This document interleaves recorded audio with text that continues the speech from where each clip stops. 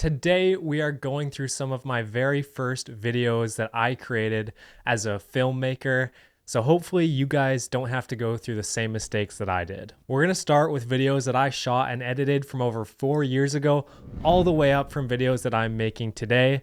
And hopefully we'll be able to tell the difference. So let's pull up our very first video here. This is in April of 2020, and let's see how bad this is. This was for my very first client ever. I remember this video. I don't think it's too bad, but let's jump in because I haven't watched it for a while.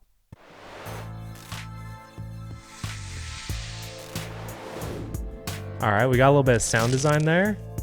Okay. Oh, it's so dark. Ooh, transition. Out of focus. Oh, I hate this ending here.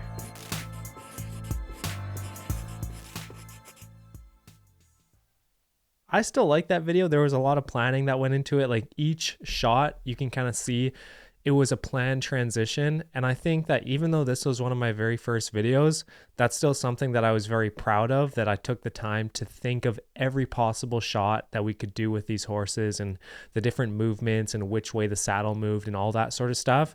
So let's take it from the very first shot here one more time. So you can see there's a little bit of a zoom out and speed ramping, transition, very nice transition. It makes it easy because everything is black in the surroundings, so we can just go speed ramp again, sponsor, thin line, just a clever way to throw in a little bit of a sponsorship there. Velcro sound effect, love that. Now transitions to a new scene, nothing crazy here. Speed ramp and down, another transition. Very nice. A little bit of a sound design there. You can kind of tell it wasn't the best. I think I found a brush sound effect for that, petting down the head of the horse.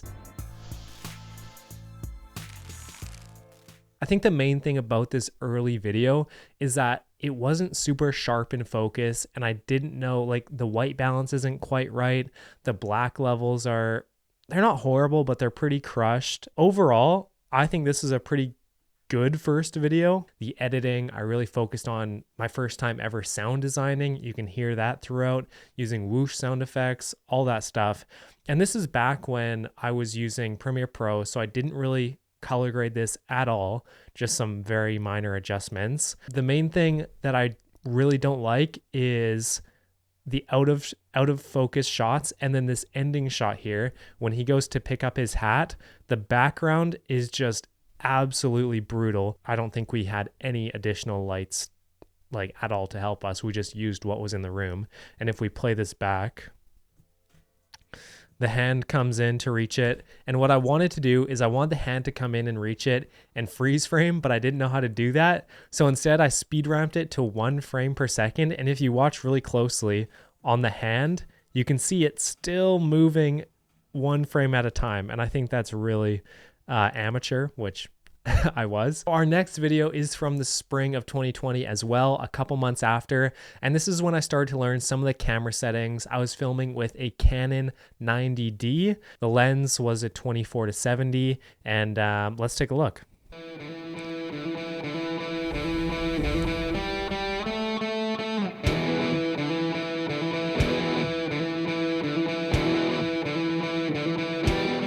So you can see the very first shot here, it's keyframe to rotate in, but I didn't gradually do the, what's that called? I can't remember. I'm still an amateur apparently. Ease the keyframe in and out. So look at this. It just, hard stop right there. All right. Everything's slow motion. I would have liked to see more real-time stuff. It just feels like it's going too slow in the beginning. I like this shot. I love the supercharged shot. It looks really good. It's well exposed. You can read it. Not as in focus. I like the hat shot. Again, I think that should have been real time. This is a great framed shot. I really like this shot. I think framing of it is really nice, but what I don't like is how we don't see him go full throttle. I did film him going full throttle, but it was just too slow. I could have just speed ramped it to go faster so it looks like he's going full throttle at a faster speed and kind of pick up the pace a little bit, because I feel like the music is a great choice for this video, but the slow-mo contradicts the action-paced feeling of the music.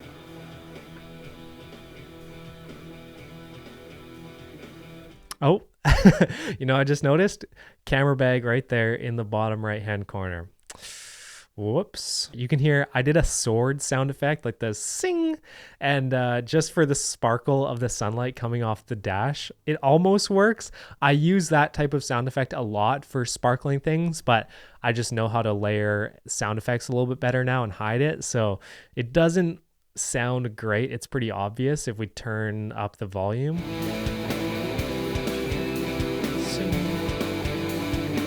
And again, a lot like this shot, out of focus. Just slightly, but it just doesn't look super professional. You can tell it's made by an amateur. The saturation levels are completely different. Like look at that. Look, so starts off, there's like deeper greens, deeper orange, deeper blacks, and then you go to this, and it just feels a little bit washed out. So my color matching from shot to shot also isn't great.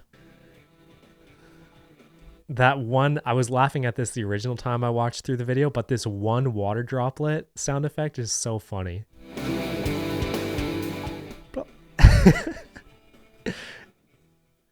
And then the ending, like there's no call to action, there's no purpose for the video. I would have liked to see, again, some sort of really intentional shot to end it off. From that video, the biggest things that I would take away are shot matching and then making sure you have sharp focus. It's tough on an action film or an action commercial like that because everything is moving so fast. And for that, I was using manual focus, not autofocus. I wish I would have used autofocus because autofocus is great for sports photography and videography. And so when people tell you to use manual focus, that's not the be all end all rule. You can absolutely use autofocus if your cinema camera or your video camera has it. Yeah, I got bad thoughts that make my mind scared. Hold me hostage and they don't fight fair. Who gon' pray for me and wipe on my tears? Who gon' save me if you not right here? Move this darkness and make my sight clear. Take me your way cause I don't like here. Ghosts of my past, they feeling the night air. Wake me up, I'm trapped in my nightmares.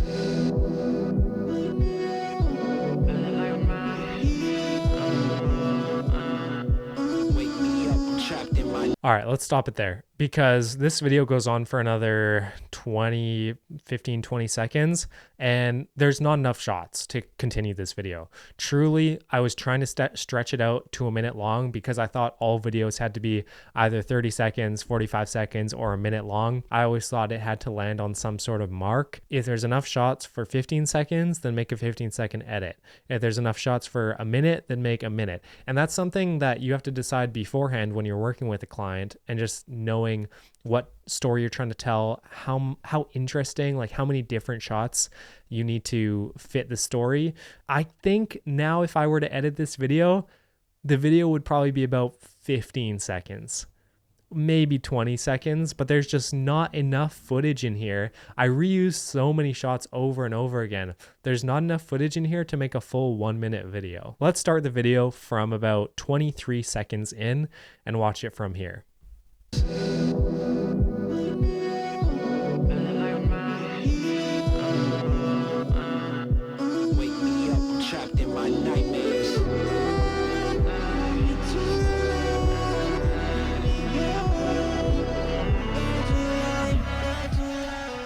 My tip for this video, if I could go back and tell myself, would be to just cut out all the crap. There doesn't need to be any filler. No one wants to watch a 1-minute video when it's just the same thing over and over again. This video was actually, I believe, my first video shot on the Blackmagic 6K Pro. It was higher quality and the focus was better. Like it was very sharp. Most of the shots were perfect in focus. But at the same time, I would say that the color grading still was not very good at all. And the lighting in that room was not good. I didn't bring any additional lighting. So those two things, bringing additional lighting and also making sure my color grading was on point, those things would have really elevated that video.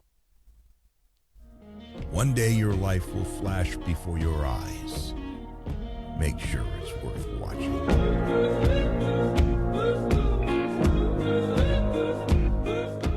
That's all it is, 12 seconds, but every shot I think fit in the video really well. Pausing on this end frame that we're on right here, the blacks could have been crushed maybe a little bit more.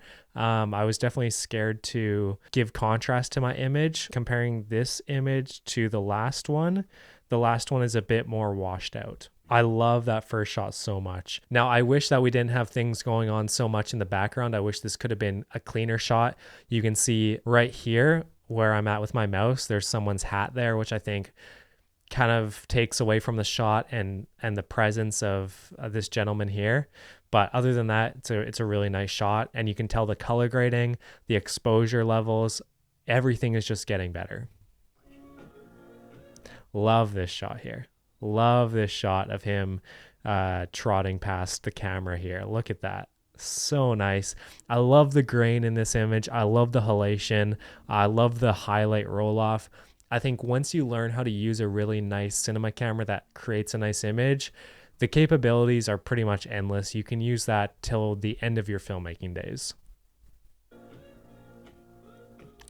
This shot here is really nice because it's a transition, right? So we go from here, the horse cuts back, and then we cut to this, which is almost like a match cut. Not really, but the movement is going the same way, so it works really nicely, continuous. And the framing is also another thing I should talk about, because I went through a time period, I feel like I'm still in that time period, where I want to frame everything by 2.35 or 2.39 or 2.4. I want to frame everything cinematic and cut off the tops and bottoms because all of my favorite YouTubers were doing that at the time. So I want to do that too. And I think it does give a little bit of a more cinematic movie-like feel to your image when you have those black bars on the top and bottom. But it's definitely not called for every project. If you're making a website video for a client, most likely you're not going to be making a video with black bars on the top and bottom. This ending is a good shot. I didn't fade to black. You can see there's another difference from my very first videos to this one. There's no fade in from black. There's no fade out from black. Especially, I think this is just evolving with the times as well. Social media, no one has time for their video to fade in from black and fade out from black unless you're dedicating a decent amount of time to watching a full-length YouTube video or a movie. You have to really hook your viewers before you can say, all right, we're going to slow down. Does that make any sense? So now let's move on to some of the current projects that I've been making in 2024. We were climbing in the forest and I absolutely loved how this one turned out. Again, this wasn't a client project. This is a personal project, but you guys, you got to get out there and start filming stuff. Even when this is my full-time job making videos for clients, I still go out with friends and I still just film what's going on because I genuinely like filming. This first frame here, it's beautiful. I love it. I love the center framing. I love the contrast between the two sides, how one side is rock, one side is forest. It really just gives a little bit of a symmetrical look.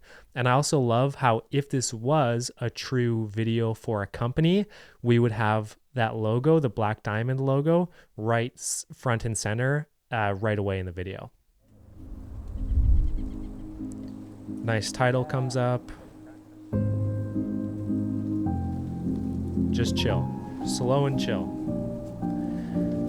Let's pause it right there. I think that as I progressed in my filmmaking career, I really learned how to slow down the pacing of videos.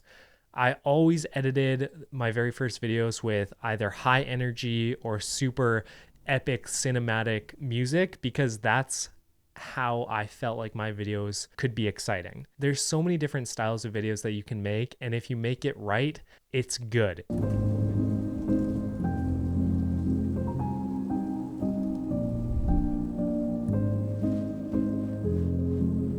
Super subtle sound design there, if you can even hear that.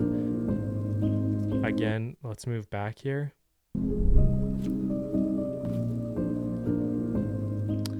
the foot going up. Nice. The birds in the background. Again, that foot, just a little bit of rocky dirt sound.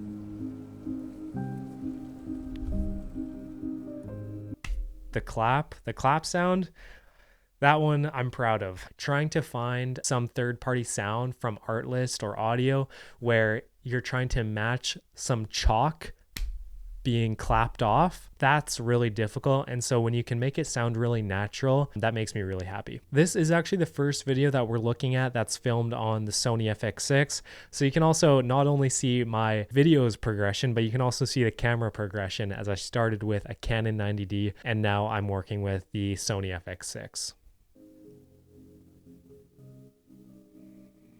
The framing is good. I'm letting shots breathe. Overall, this is just a much better video. Hopefully you guys enjoyed seeing some of those painful first videos, and hopefully you can see some of the difference in the progression and the techniques that I used to improve my filmmaking. I'll see you guys in the next one. Peace.